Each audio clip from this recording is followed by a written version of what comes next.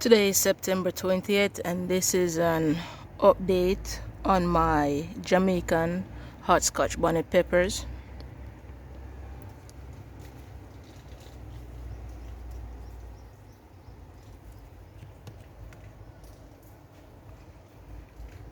So these are how they're going. This is the lower branch. This one right here is going to fall off because you can see that it has turned orange. See?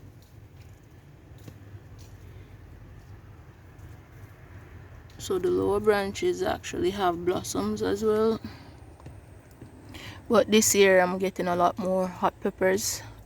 Well, Jamaican hot peppers compared to last year. Last year I got maybe about 6 or so. But the tree is filled with blossoms this year and it's actually holding.